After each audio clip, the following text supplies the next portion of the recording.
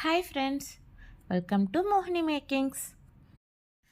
Hi friends, ఈ మధ్య అందరూ శారీస్కి వచ్చిన బ్లౌజ్ పీసెస్ కాకుండా మ్యాక్సిమం అందరూ వేరే బ్లౌజ్ పీసెస్ వాడుతున్నాం కదా.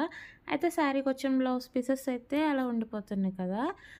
సో వాటితోటి మనం మన పిల్లలకి ఇలా ఫ్రాక్స్ లాగా అది స్టిచ్ చేస్తే మామ్ అండ్ డాటర్ డ్రెస్సెస్ లాగా చాలా బాగుంటాయి. సో నేను ఈ వీడియోలో మా 5 ఇయర్స్ పాపకి ఒక బ్లౌజ్ పీస్తో ఎలా ఫ్రాక్ కుట్టాను అనేది చూపిస్తాను. సో దీనికోసం అయితే నేను ఈ బ్లౌజ్ పీస్ తీసుకున్నా. ఇదైతే 1 మీటర్ సరిగ్గా లేదు, 80 పాయింట్స్ వరకు ఉందన్నమాట. సో 80 పాయింట్స్కి నేను ఇంకో 20 పాయింట్స్కి బ్లాక్ కలర్ పీస్ అయితే యూస్ చేస్తున్నా. ఇందులో బ్లాక్ కలర్ కొంచెం డిజైన్ కనిపిస్తుంది కదా. 1 మీటర్ ఫుల్గా ఉంటే మీకు 1 మీటర్ సరిపోతుంది. సో దీనికి నేను మ్యాచింగ్ లైనింగ్ 1 మీటర్ తీసేసుకున్నాను. ఇప్పుడు మెజర్మెంట్స్ వచ్చేసి నేను ఇందులో సెంటీమీటర్స్ అని రాసేసాను. సెంటీమీటర్స్ కాదు, అవి ఇంచెస్. సో టోటల్ ఇంచెస్ వచ్చేసి 27 ఇంచెస్ ఫ్రాక్ ఇది. దీనిలో బాడీ లెంత్ వచ్చేసి 9 inches. 9 inches 27 minus 9 equal to 18 కదా. అందుకని బాటమ్ పార్ట్ లెంత్ వచ్చేసి 18 ఇంచెస్. ఫస్ట్ నేను ఈ బాటమ్ పార్ట్ లెంత్ తోటి బ్లౌజ్ పీస్ని అంచు సైడ్కి కట్ చేసేస్తున్నాను. తర్వాత మిగిలిన పార్ట్ తోటి బాడీ పార్ట్ కట్ చేసుకుంటాను. ఇప్పుడు నేను బాడీ పార్ట్ మెజర్మెంట్స్ విడిగా డ్రా చేసి చూపిస్తాను. లెంత్ 9 ఇంచెస్ అనుకున్నాం కదా, విడ్త్ వచ్చేసి 7.5 ఇంచెస్. ఇది మేము క్యాజువల్గా అయితే 8 ఇంచెస్ పెట్టుకోవచ్చు, కానీ ఇది బ్లౌజ్ పీస్తో స్టిచ్ చేస్తున్నాం కదా, అంత ఖర్చు రాదు. సో నేను 7.5 ఇంచెస్ పెడుతున్నాను. మీకు ఎక్కువ ఖర్చు ఉంటే పెట్టుకోండి.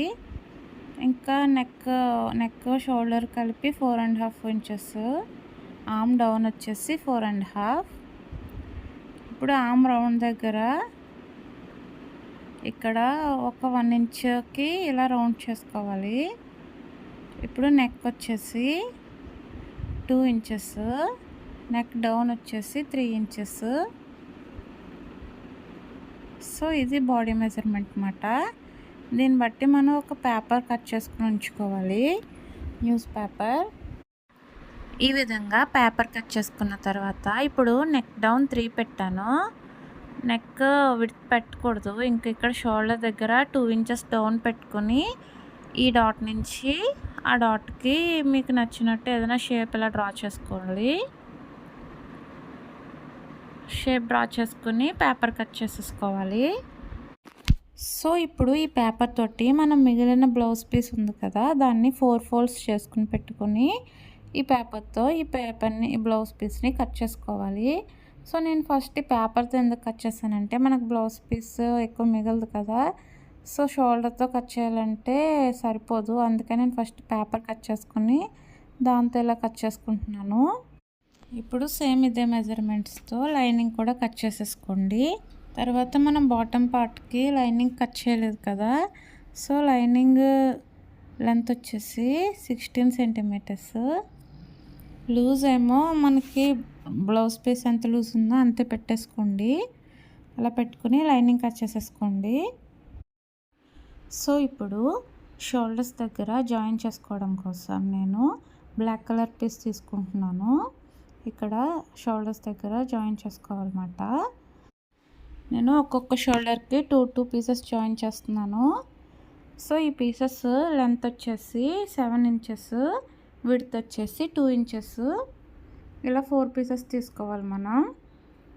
ఇప్పుడు కటింగ్ పార్ట్ అయిపోయింది కదా, ఇప్పుడు స్టిచ్చింగ్ పార్ట్ స్టార్ట్ చేస్తున్నాను. ఫస్ట్ బాడీ పార్ట్కి లైనింగ్ పార్ట్కి జాయిన్ చేసేసుకోవాలి. ఈ విధంగా మొత్తం జాయిన్ చేసేసుకోండి. లైనింగ్ జాయిన్ చేసేసుకున్న తర్వాత బ్యాక్ పీస్ని ఫ్రంట్ పీస్ని కలిపి మడత పెట్టుకుని కిందకి 1 ఇంచ్ క్రాస్ ఈ విధంగా కట్ చేసుకోవాలి.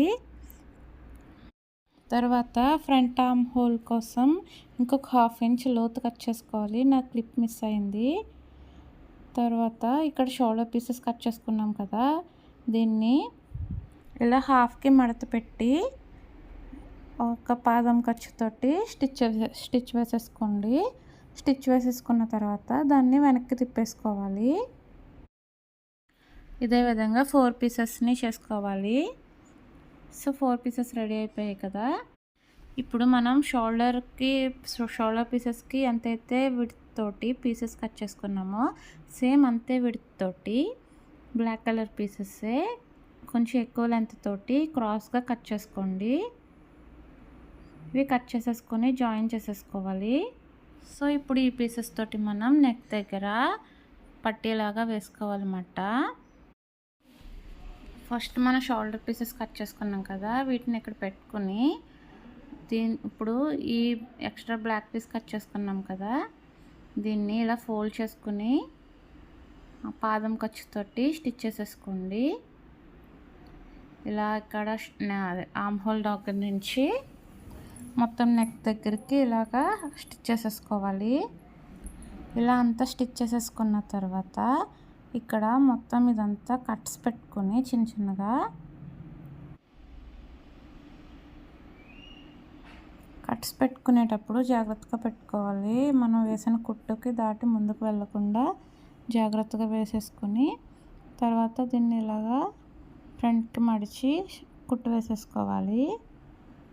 కుట్టు వేసేసుకున్న తర్వాత ఇప్పుడు నేను ఇక్కడ డాట్స్ వేస్తున్నాను. ఈ షోల్డర్ దగ్గర మనం ఇలా మడత పెట్టుకొని ఒక 2 ఇంచెస్ డాట్ వేసేసుకోవాలి. అలాగే 4 షోల్డర్స్ దగ్గర డాట్స్ వేసేసుకోండి. ఇప్పుడు బాడీ పార్ట్ని జాయిన్ చేసుకోవాలి. మనం బాటమ్ పార్ట్ లైనింగ్కి పై పార్ట్కి సేమ్ విడ్త్ పెట్టాం కాబట్టి రెండు కలిపేసే కుచ్చులు పెట్టుకుంటూ బాడీ పార్ట్కి జాయిన్ చేసేసుకోవాలి. ఫస్ట్ 2 ఇంచెస్ వదిలేసి తర్వాత కుచ్చులు పెట్టుకుంటూ జాయిన్ చేసేసుకోవాలి. ఇప్పుడు సైడ్స్ జాయిన్ చేసుకుందాం. షోల్డర్స్ దగ్గర నుంచి నడుం పార్ట్ వరకు 1.5 ఇంచ్ తోటి స్టిచ్ చేసేసుకోండి. తర్వాత ఇక్కడ నుంచి 1.5 ఇంచ్ దగ్గర నుంచి కిందకి క్రాస్గా స్టిచ్ చేసుకోవాలి 1/2 ఇంచ్ వరకు.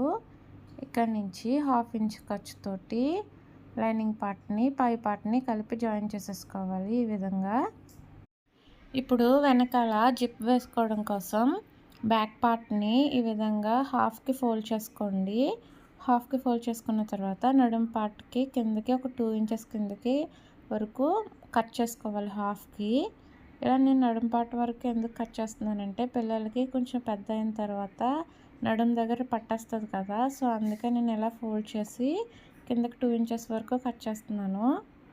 సో ఇలా కట్ చేసుకున్న తర్వాత ఇప్పుడు లైనింగ్ పీస్ని 4 ఇంచెస్ విడ్త్ తోటి అలాగే మనం జిప్ కోసం ఎంత అయితే కట్ చేసుకున్నామో అంత కొలుచుకొని దానికి 2 ఇంచెస్ యాడ్ చేసుకుని అంత లెంత్ తోటి ఇలా 2 పీసెస్ లైనింగ్ పీసెస్ని కట్ చేసుకోవాలి.